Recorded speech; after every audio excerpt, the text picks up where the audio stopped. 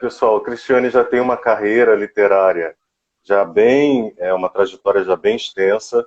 Cristiane começa a publicar nos Cadernos Negros, publicou, antes de publicar com a Malê, já tinha publicado livros de poesia, já tinha publicado livros de contos.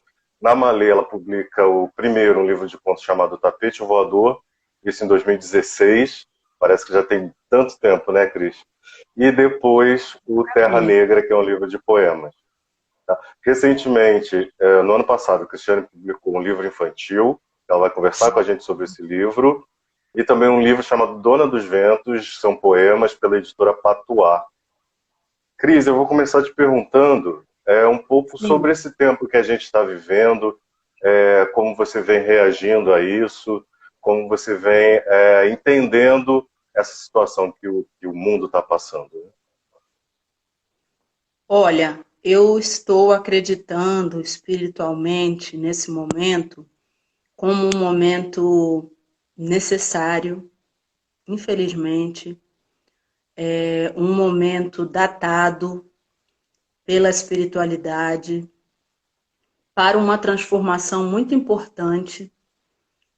As pessoas têm utilizado muito a palavra isolamento, mas eu também estou utilizando recolhimento. E esse recolhimento, ele está sendo chamado, né, para cada um poder voltar para dentro de si, fazer esse ajuste interior, esse lugar de justiça, de acerto de contas consigo mesmo, né? Que a gente possa reiterar os compromissos que a gente nunca deveria ter abandonado, que são com a nossa própria existência, e ao mesmo tempo, do lado de fora das nossas casas, quando a gente pensa na macroestrutura, na necropolítica, na política social, econômica, é um ano de desvendar muitas coisas que nós sabíamos, né, que já estavam aí, mas não estavam ao conhecimento de todos. Então, esse vírus, ele revela, ele desvela, ele afeta, infelizmente, de uma maneira que a gente não gostaria, quando ele vai ceifando vidas, né? E vidas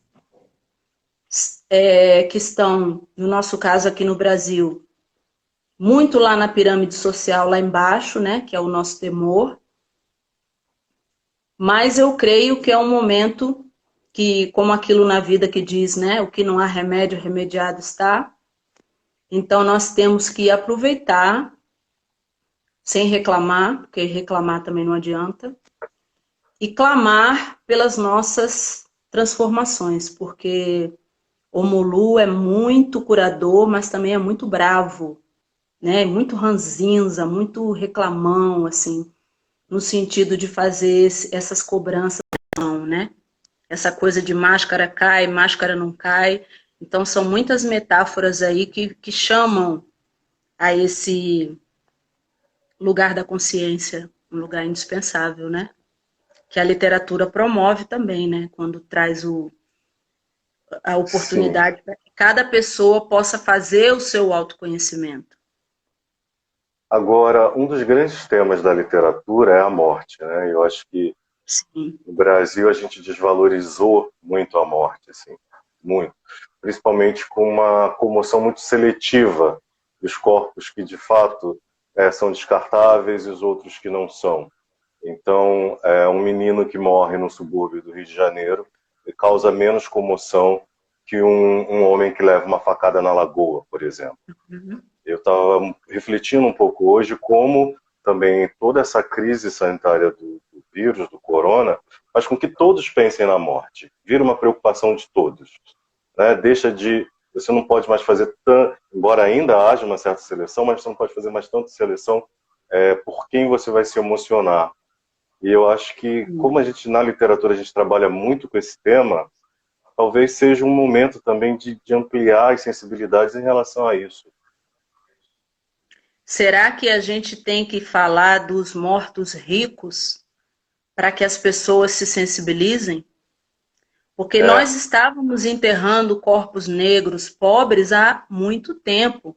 Desde que nós chegamos aqui escravizados, que nós estamos enterrando os corpos negros e vilipendiados, né? E isso não causou, não tem causado comoção. O Cais do Valongo, você está aí no Rio de Janeiro, não causa. Saudar a Eliana Alves Cruz, né? O Crime do Cais do Valongo, que é uma publicação também da editora Malê, não causa nas pessoas uma comoção. Então, é preciso falar de corpos ricos para que as pessoas comecem, né, a pensar na necessidade de valorizar vidas. Que vidas são essas? Exatamente. Total, alguém colocou aí necropolítica. Eu digo mais, aqui Brasil, o genocídio do negro brasileiro de Abdias do Nascimento. Leiam esse livro, porque aquele Mbembe é fantástico, é necessário, mas nós temos também grandes pensadores como Beatriz Nascimento, como Abdias do Nascimento, né?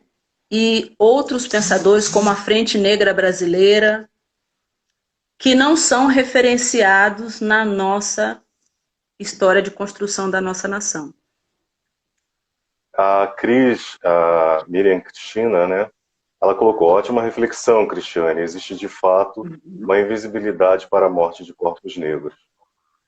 A Miriam escreveu um livro interessantíssimo, também editado pela Malê, Intelectuais Negras, Prosa Negro-Brasileira, em que ela analisa a obra da Cristiane, da Conceição Evaristo e da Miriam Alves. Cristiane, então, já pegando um pouco esse gancho, eu quero perguntar sobre afetos. A gente vai conversar sobre afetos e identidade negra, como a questão das relações, elas entram na sua obra, como você consegue traduzir isso na sua literatura. Veja só, eu gosto muito de falar de afeto, só que eu também gosto muito de pontuar de que tipo de afeto que eu estou falando. Porque dentro dessa percepção de uma tridimensionalidade que eu gosto de compor na literatura, afeto também é desafeto, afeto é o que toca, quando a gente tenta fazer com que a literatura seja esse universo de imagens e sensações que chega até o leitor. Então, a literatura precisa afetar. O afeto eu trago desse corpo que me formou, que é o teatro, né? Então, para a gente no teatro, a palavra é verbo. Verbo que se transforma em carne. Então, quando eu falo de afeto, eu volto de novo nessa questão material que eu estou falando do corpo. Para nós, negro-brasileiros, essa perspectiva do afeto ela é muito cara. Porque quando a gente vê personagens negros representados na literatura brasileira, esses personagens, na maioria das vezes, não são bem-sucedidos nas suas relações amorosas. Tá aí, Wagner? Eu tô aqui. Voltei. Falei, ele me afetou agora profundamente com esse embranquecimento da tela. Ninja. Me afetou profundamente. Já senti a solidão da mulher negra. Então, esses afetos, quando a gente fala de corpos negros, estava dizendo que na literatura brasileira, esses afetos eles são pouco representados, não são bem-sucedidos, né? Quem disse que não aconteceram histórias de amor entre os escravizados? Sim. Histórias de promessas, histórias de encontros postergados, pós-morte, inclusive. Quando é que nós ouvimos falar dessas histórias, né? Quando é que nós ouvimos falar de gozos voluntários que não fossem à força de estupros, quando a gente se refere a corpos negros, ou de gozos que não sirvam ao prazer de outrem, gozos que ocorram por escolha. Quando a gente fala que quase 70% das mulheres brasileiras nunca atingiram o orgasmo. Vocês, mulheres e também homens que estão aí participando dessa live, isso é uma questão de saúde pública. Porque sexo propõe serotonina. E o Brasil é um dos países que mais consome antidepressivo. Então, a nossa ausência de afetos e de orgasmos leva diretamente ao alto consumo de antidepressivos. Por quê, Cristiane? Porque os antidepressivos, eles preenchem com serotonina. Então, quando o capitalismo faz essa proposta de nos separar afetivamente, é uma proposta muito interessada em ver os nossos corpos produzindo economicamente. Mas qual é o interesse afetivo que o capitalismo tem nos nossos corpos? Eu estou fazendo teses aqui nos bebês da quarentena, que nesses dias que as pessoas estão em casa na quarentena, muita gente vai nascer e vai dizer que foi filho da quarentena. Estava sendo produzido enquanto a quarentena estava acontecendo. Então, no mínimo, a gente tem que tentar repor, quem pode, quem tem responsabilidade, a quantidade de negros que estão sendo assassinados aí, que estão morrendo de coronavírus e que estão morrendo de outras formas. Porque senão a gente vai acabar. E o corona vai ser uma das outras maneiras de acabar com a negritude no Brasil. Vou trazer um pouco para a literatura isso, Sim. E falar um pouquinho, antes de falar até dos livros que você publicou pela Malê, mas desse seu novo projeto, né, que é um livro que vai falar justamente sobre afeto e sobre amor. Então, eu queria que você comentasse um pouquinho, quando você fala dessa importância do amor negro, até como uma importância de uma permanência dos povos negros no mundo, né, como você vê isso dentro desse seu novo projeto. Eu tenho pesquisado bastante sobre o amor, né? E pegando essa perspectiva um pouquinho que passa pelo amor cristão, porque vai ser um dos lugares que a gente vai eleger também, né? Tá dentro desse prisma que eu vou girar aí no livro, mas passa por outros lugares que querem oferecer para negros e negras possibilidades de amor que não tenha que ser um amor, esse amor de culpa e esse amor de salvação. Que parece que amor está vinculado a você ter que salvar alguém. Porque nós estávamos aqui o tempo inteiro cuidando de alguém, né? Dentro das casas, dentro das famílias e tudo mais.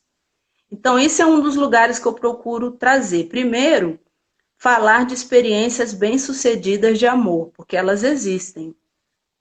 Quando a gente fala de relações mãe e filho, por exemplo, é um dos lugares mais bonitos que eu acho que primeiro a gente tem que, acho não, tenho certeza, iluminar essa figura das matriarcas como as grandes mulheres negras na nossa sociedade, que são as nossas tias, não necessariamente as mulheres que têm filhos, não, que engravidam, não, mas as mulheres no seu papel agregador, organizador, afetivo nesse sentido eu falo assim, colístico, né? Eu falo até pro meu filho, você é muito colístico, né?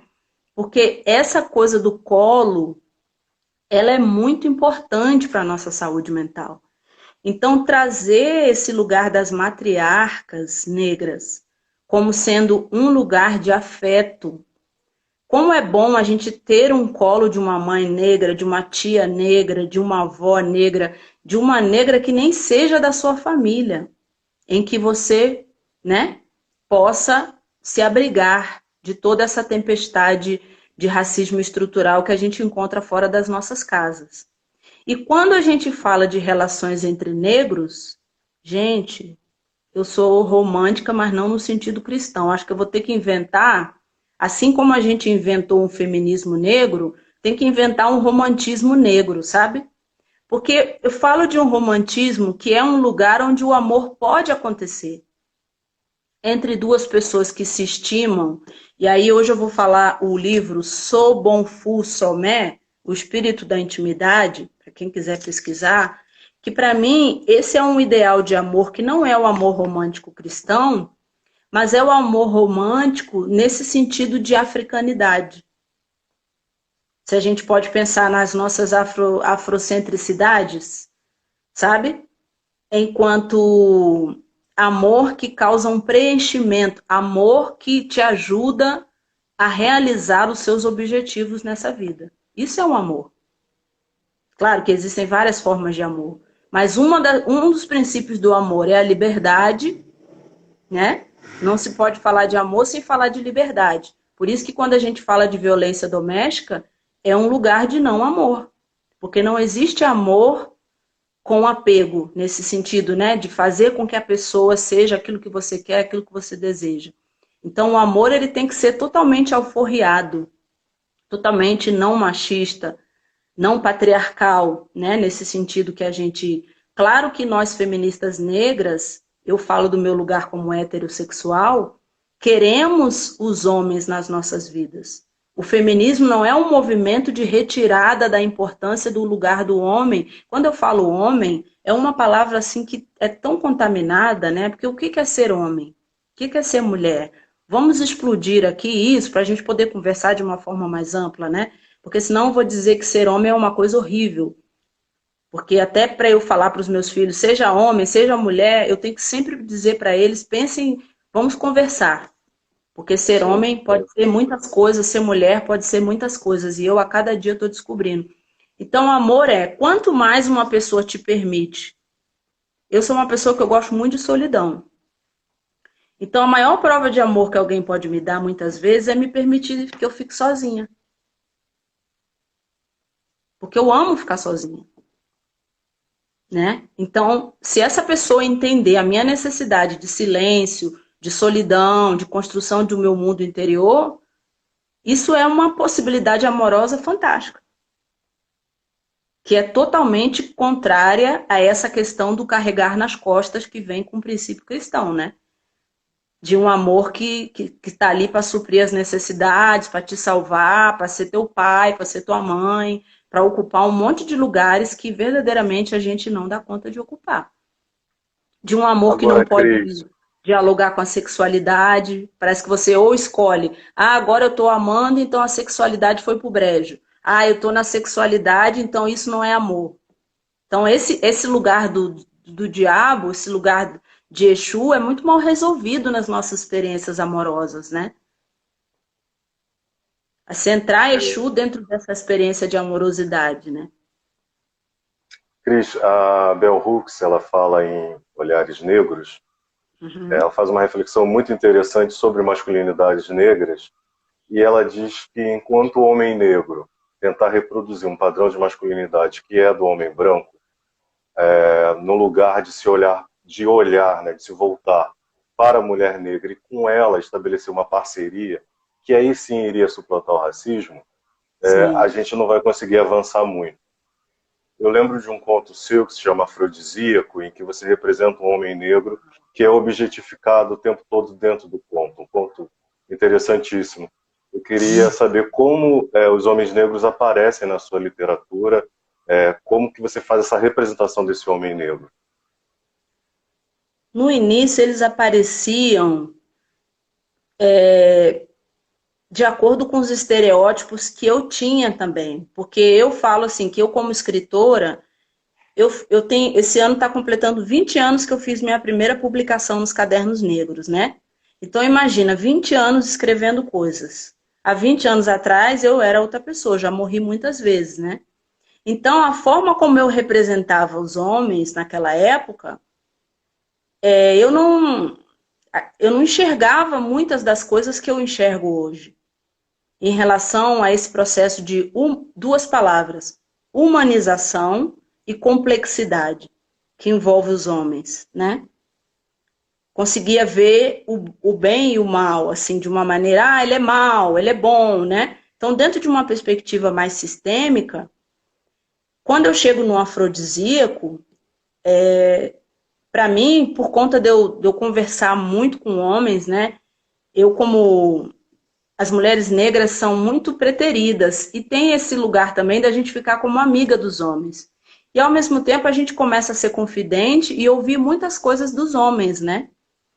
Então, uma das coisas que eu sempre ouvi muito, que os homens falavam, é essa necessidade, esse desejo que eles têm, por mais que eles tenham outras questões que são terríveis, que eu denuncio também quando eu escrevo e tal, mas esse desejo também de ser contemplado efetivamente, amorosamente, embora muitas vezes não saiba como, né? Não sabe como.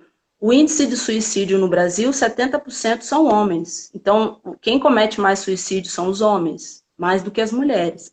Então, quer dizer que existe menos oportunidade para os homens de falar, né? Também não é tão simples, claro, mas resumindo aqui, eu acho que eu representava esses homens de uma maneira, da maneira em que a sociedade trazia para minha leitura televisiva, dos livros que me chegavam até então, né? Por mais que eu já olhasse, porque eu tive a referência do meu pai, que era um cara, um homem negro que eu tinha muito próximo, a gente já discutia sobre questões de militância quando eu era criança. Meu pai era um cara que falava muito baixo, que lavava panela. Então, todo esse estranhamento de ter um homem que lidava muito bem com o seu lado feminino, eu vivi, eu amava isso no meu pai. Então, isso me levou a querer achar que, poxa, podiam existir outros tipos de homens em outros lugares, né? E aí, as referências de poder, como são poucas também para a gente, né? Que aí vem o conto Tapete Voador. O que acontece com esses homens quando eles conseguem poder econômico na sociedade? Que eles querem automaticamente ficar igual ao homem branco. Começam a repetir a maior parte, né, das questões de violência, de abuso, de relações tóxicas, sendo que nós temos ainda todo um saldo, né? Então, acho que na literatura, que não é realidade, é ficção, a gente propõe outros cenários de realidade, também eu tenho me preocupado nos últimos anos em escrever coisas que não acontecem mesmo, porque se a gente ficar esperando que essas coisas aconteçam, então nesse livro eu quero que surjam muitas histórias de amor que a gente nunca viveu. E Que a isso é gente pode falar, ah, importantíssimo, isso nunca porque acontece, mas que bom que a literatura está aí para isso, né? as coisas precisam ser imaginadas. Né? É isso que vai enriquecer o nosso imaginário e até depois se transforma como uma prática social. Eu acho que uma carência que a Exatamente. gente tem é justamente de ter pouca representação. A gente tem pouquíssima representação de amor entre pessoas negras. Exatamente. Representações e representações positivas, né? Positivas, Vamos sim, pensar com nos nossos certeza. livros infantis, eles contemplam muito a questão de mãe e filho, pai e filho, mas a gente ainda não consegue chegar nessa questão que é o relacionamento amoroso entre pai e mãe, que isso parece que, sei lá, Freud vai explicar aí, outros também, que a gente não consegue levar isso ainda para a nossa literatura.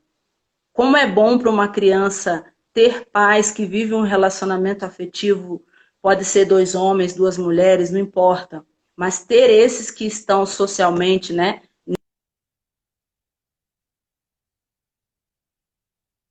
vivendo relações que não são perfeitas, que podem até ser. Eu tive um sonho uma vez que eu nunca esqueci, também nunca escrevi sobre isso, que era um extraterrestre. Eu descobri que no sonho eu era uma extraterrestre. E aí eu me perguntava assim, sou menino ou menina? E de repente eu começava a rir, porque alguém na minha frente falava assim, ué, você esqueceu que aqui não tem isso? Assim, sabe? Então aquele sonho para mim foi fantástico. Eu falei assim, caramba, como nós estamos atrasados. A gente É, ainda está preocupando se a gente é menino ou menina. A gente ainda está nesse jogo material, né? Assim, claro que nós sabemos que estamos, também não estou dizendo para ninguém fugir disso. Mas, repito, a literatura pode. eu vou deixar aqui uma dica de leitura, é o livro da Geni Guimarães, se chama O Pênalti, e dentro disso que a Cristiane Uhum. falou, ele é muito bonito, logo que eu li a história, eu sou muito fã da Geni, a família, o grande drama do livro, é uma história infanto-juvenil, é um irmão que vai ter que jogar contra o outro numa partida de futebol. E o Ah, que ela coloca como cenário, que é lindíssimo, é que esses dois irmãos, eles fazem parte de uma família que é extremamente amorosa entre eles. Então tem olha. um pai, tanto o pai quanto a mãe trabalham, mas então tem várias cenas em que eles estão compartilhando os momentos, assim. Um livro lindíssimo que se chama O Pênalti, da Geni Guimarães.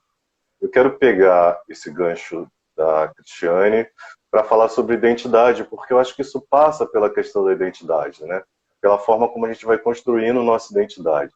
E aí eu queria que você comentasse um pouquinho o conto Metamorfose, a relação daquela garota com o cabelo, que eu acho que é um conto também muito bonito. Cara, falar de cabelo é falar de corpo, né? E eu não vejo nenhum japonês fazendo cirurgia para abrir o olho, chinês, né? Essas coisas assim que parecem meio bizarras, né? Assim, quando a gente pensa nessa proporção, né? É uma pessoa branca de cabelo liso comprando Uma um peruca de cabelo cabelo crespo. black e implantando. Não, peruca eu sempre compro, mas assim, colando no seu, né? Implantando e tal. Claro que a gente sabe por que isso acontece, não somos ingênuos, né? Mas nesse conto, essa metamorfose, eu gosto muito de Kafka. E não sei se as pessoas, quando leem o conto, elas pensam que eu estou indo aí.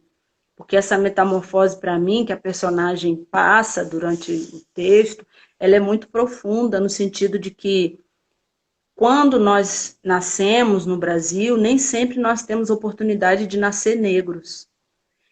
Por várias razões, né? Da nossa sociedade, das nossas famílias, das nossas igrejas, enfim. E essa personagem, ela perde essa pele branca que ela carregava para tentar ser um pouco mais aceita, porque é isso também que ocorre, né? Muitas vezes eu me disfarçar de branco, porque esse baile à fantasia cai bem, essa fantasia de branco, né? Essa máscara agora é oportuna, então a máscara de tentar ser branco numa sociedade racista é fantástica. Então essa personagem, ela carrega essa máscara. E um determinado momento que eu digo, nascer é sempre uma experiência dolorosa. E ela nasce através de uma experiência muito dolorosa, que faz com que ela se conscientize de que realmente ela é negra. Tipo assim, nasceu já era, não tem como falar, volta para dentro da barriga, né? Tipo criança que fica invertida, que dá maior trabalho para nascer, mas amigo, vai ter que nascer, não tem essa, né? Não adianta ficar agarradinho lá dentro, porque o médico vai, nem que seja fórceps, mas vai te arrancar. Então chega a hora da verdade, chega a hora da negrice, né? Eu falo, e aí, já nasceu? Né? Assim. E essa metamorfose, para nós que somos negros, né? Ela é muito dolorosa. Que é aquele momento, muitas vezes, quando você está na escola, que alguém te chama de negro, negra, né? De uma maneira ofensiva, O que macaco. você estava, macaco, você estava na sua casa sendo tratado com carinho pelo seu pai, pela sua mãe, e você volta da escola arrasado, né? Porque você descobre que ser negro é uma coisa negativa, é uma marca que você vai ter que carregar, né?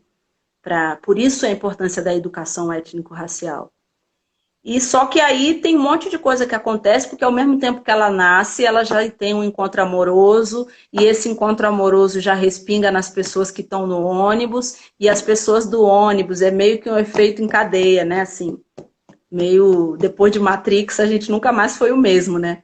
Então ali já eu penso essa coisa de Angela Davis, né? De que quando acontece uma coisa com uma mulher negra, automaticamente impacta a sociedade como um todo.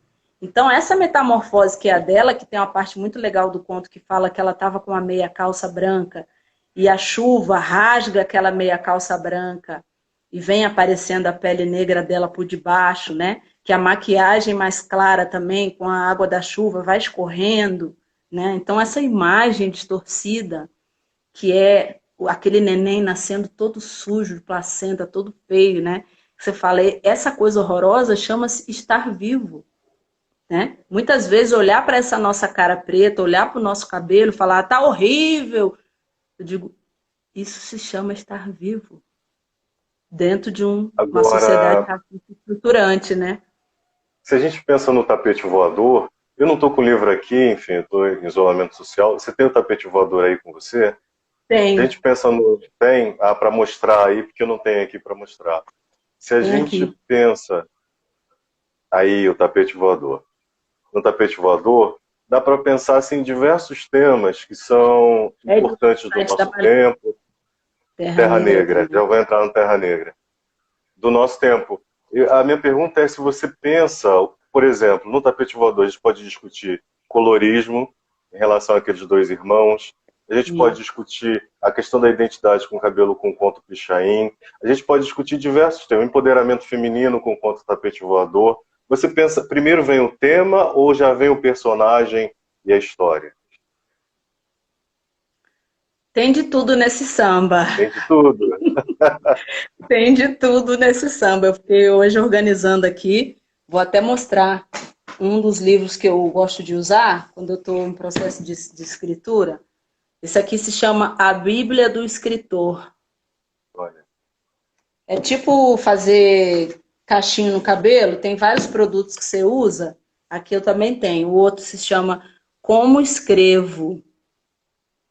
Aí tem aqui a Poética de Aristóteles. Eu quero mostrar esse aqui porque eu também estou fazendo exercício com ele, fazendo musculação em casa. É História da África, sente o peso da nossa história. Esse aqui é só pré-história até o século XVI. Então eu tomo muita proteína, né? Para poder para poder diminuir a massa de gordura de besteira que a gente recebeu na nossa vida, porque é assim, né? Com televisão, com essas coisas, fast foods imagéticos. E eu, às vezes, eu gosto de amarrar, eu falo assim, para amarrar o boi tem que ser na unha. Então você tem que amarrar por tudo quanto é lado. Eu faço um roteiro, faço temas, vou para a rua, vou para os lugares para ficar observando. E depois eu abro o meu campo de sensibilidade para ver por onde que eu vou, que o boi vai ser, porque eu tenho que olhar para a cara do boi e falar, ixi, esse boi eu vou ter que agarrar pelo pescoço. Esse boi eu vou ter que agarrar pela bunda, esse boi. Então eu nunca sei, porque cada boi é um boi. Entende? Mas eu preciso conhecer de boi. Para pegar boi eu tenho que conhecer, embora cada boi seja um boi. É complexo, mas é simples, né? mas tem pesquisa, né? Com certeza tem pesquisa. Não, total. É a mesma coisa do que você chegar para um cara e falar assim: olha, o cara é dono de açougue. Ele olha ele entra no açougue, ele sabe te explicar o que é cada corte de carne. Então, assim, eu sou essa pessoa que eu tenho um quarto na minha casa que é só livros, que já está pipocando, que, assim, na maioria das vezes eu uso muito aqueles livros que estão lá, porque eu me preocupo sempre em ficar dando livro quando eu acho que eu estou acumulando muito. Mas mesmo assim, tem que ter pesquisa. Eu me sinto muito investigadora de polícia e muito médica, porque eu acho que nosso trabalho é mesmo de ficar dissecando as coisas. Eu adoro isso, sabe? E aí tem isso, tem tema, dicionário eu pesquiso muito. Quando tinha lista telefônica no meu tempo, há 20 anos atrás, eu pesquisava a lista telefônica dos personagens. Eu falava, em tal bairro é normal ter esse tipo de nome, porque eu via pela lista telefônica. Então me dava mais ou menos umas ideias de que nome colava, porque achar nome para personagem eu acho muito difícil, sabe? Um nome ruim não convence o leitor. Me digam aí, leitores, se você já tiver essa sensação de que o personagem tem um nome que não combina com ele, Em casa, né? né? É esquisito. Como leitor eu tenho isso também. Como A gente já está batizar um caminhando para o santo, né? final, assim. É Cristiane, a difícil. gente já está. Opa, eu te interrompi. Cristiane, a gente já está caminhando para o final. Eu queria que você falasse um pouquinho sobre o Terra Negra, lesse alguma poesia, algum poema do Terra Negra. Eu gosto Uhum. muito do título, eu acho que com Terra Negra você conseguiu criar, de fato, um universo, né, onde você fala de diversos temas, então é como se você criasse esta Terra Negra, né, e todos esses personagens que estão no seu poema, eles estão habitando essa Terra Negra. E aí tem a religiosidade, tem a questão do racismo, tem a questão do afeto, do amor fraternal, está tudo dentro desse universo que você criou. Eu queria que você comentasse um pouquinho sobre o livro e lesse.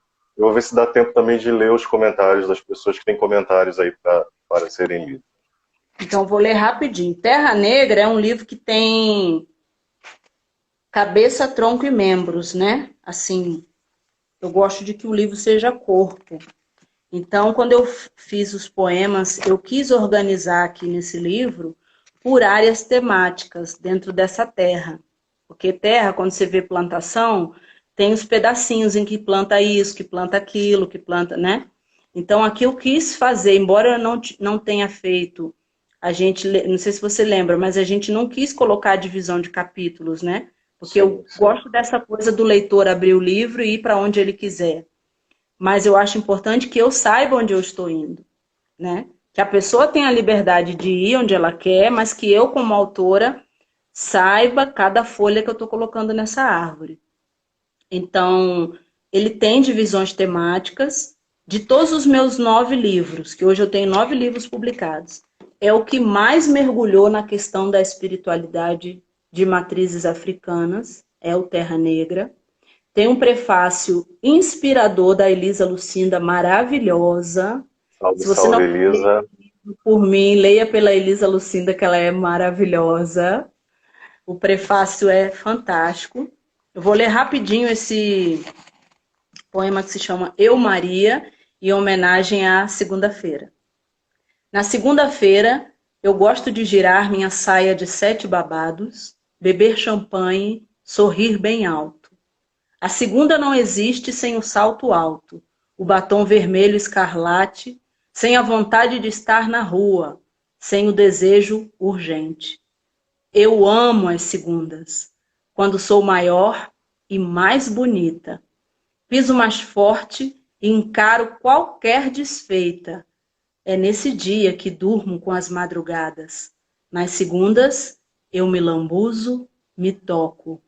Gozo encantada, grito alto, feliz.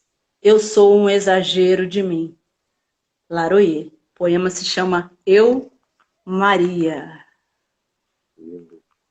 Eu posso pedir Pode. aquele que eu comentei contigo, que começa, acho que com macho excêntrico boçal, não pisa no meu Achei. terreno. Estou bem na página, Achou? cheguei nele. Olha. Achei.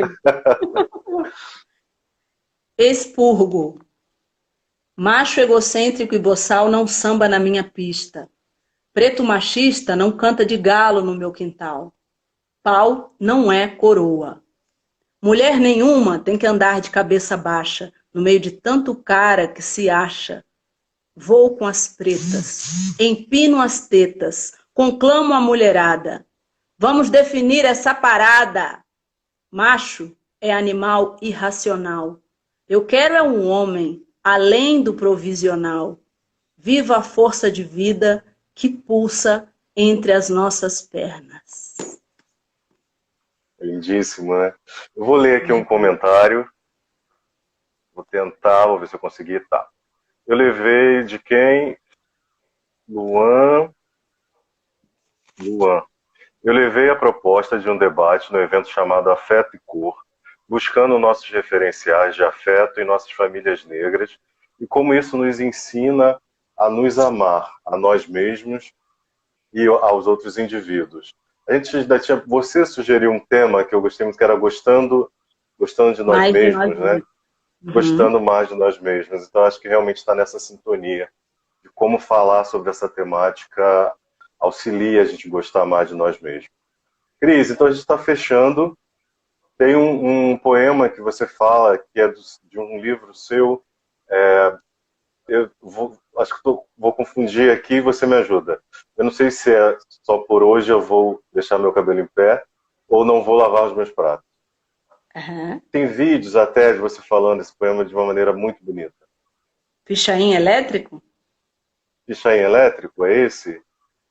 Qual que é o poema? Que ela não vai lavar os pratos. Não vou mais lavar os pratos. Não vou mais lavar os pratos. Então, antes da Não gente vou terminar, mais. já que não vou mais lavar os pratos. Não sei se vai dar tempo, porque ele é grande, tem 3 Ele é minutos e um grande? pouquinho. Mas então dá tempo. Quanto tempo tem aí? Já estamos A gente gastando. tem, a gente tem 3 minutos. Tá, então 1 minuto? 3 minutos. Mas você Então vou pode fazer, fazer e a gente fecha. vou fazer em 1 minuto e meio. Tá ok. Eu sei de cor. Não vou mais lavar os pratos, nem vou limpar a sujeira dos móveis, sinto muito. Comecei a ler. Abri outro dia um livro e uma semana depois decidi. Não levo mais o lixo para a lixeira, nem arrumo a bagunça das folhas que caem no quintal. Agora que comecei a ler, quero entender a estética dos pratos, a estética dos traços, a ética e a estática. Olho minhas mãos quando mudam a página dos livros, mãos bem mais macias que antes. E sinto que posso começar a ser a todo instante. Sinto qualquer coisa. Não vou mais lavar e nem levar seus tapetes para lavar a seco. Tenho os olhos rasos d'água. Agora que comecei a ler, quero entender o porquê. Por quê? E o porquê. Existem coisas, eu li. Li. Eu até sorri e deixei o feijão queimar. Olha que o feijão sempre demora para ficar pronto. Considere que os tempos agora são outros. Ah, esqueci de dizer, não vou mais. Você nem me espere, nem me chame, não vou. De tudo que jamais li, de tudo que jamais entendi, você foi o que passou. Passou do alfabeto, passou da medida, desalfabetizou. Não vou mais limpar as coisas e encobrir a verdadeira sujeira, nem limpar a poeira e espalhar o pó daqui para lá e de lá para cá. Desinfetarei minhas mãos e não tocarei minhas partes móveis. Não tocarei no álcool. Depois de tanto tempo alfabetizada, aprendi a ler. Depois de tanto tempo juntos, aprendi a separar. Meu tênis dos seus sapatos, minha camisa das suas gravatas, minha tela da sua moldura, meu perfume do seu cheiro. Sendo assim, não lavo mais nada e olho a sujeira no fundo do copo. Sempre chega o momento de sacudir, de investir, de traduzir. Não lavo mais pratos. Li a assinatura da minha Lei Áurea, escrita em negro maiúsculo, em letras tamanho 18, espaço duplo, Arboli. Não lavo mais pratos. Quero travessas de prata, cozinhas de luxo e joias de ouro. Legitimar. Está decretada a Lei Áurea. Está decretada a Lei Livro. Lindo, Obrigada. lindo, lindo, lindo, lindo, lindo. É muito lindo. Nunca corri tanto para falar um poema, mas tudo bem. Mas é muito lindo. Então, Cristiane, obrigado, muito, muito obrigado por você participar aqui dessa conversa. Eu vou deixar, não deu para ler todos os comentários, e vou deixar para você fechar fazendo um convite para a leitura dos seus livros. Gente, leiam os meus livros, conheçam as minhas obras, conheçam a editora Malê. Estou com uma promoção no meu Instagram, @CristianeSobralArtista, deste livro, O Tapete Voador. Você pode escrever uma frase e o livro vai chegar na sua casa sem coronavírus. Então, entra lá no Instagram, pede os livros pela editora, me convida para bater um papo. Vamos fazer arte e literatura nesse tempo? Wagner, é um prazer participar da editora. Te agradeço muito por essa oportunidade. Um beijo para todo mundo que ficou aqui com sanidade mental e muito afeto no coração. Vamos manter os nossos recolhimentos, mais do que isolamentos, nesse período de transformação, que a gente vai se encontrar pessoalmente, estaremos melhores. Valeu, Cris, valeu, pessoal. Amanhã às 16 horas a gente está aqui novamente. Abraço.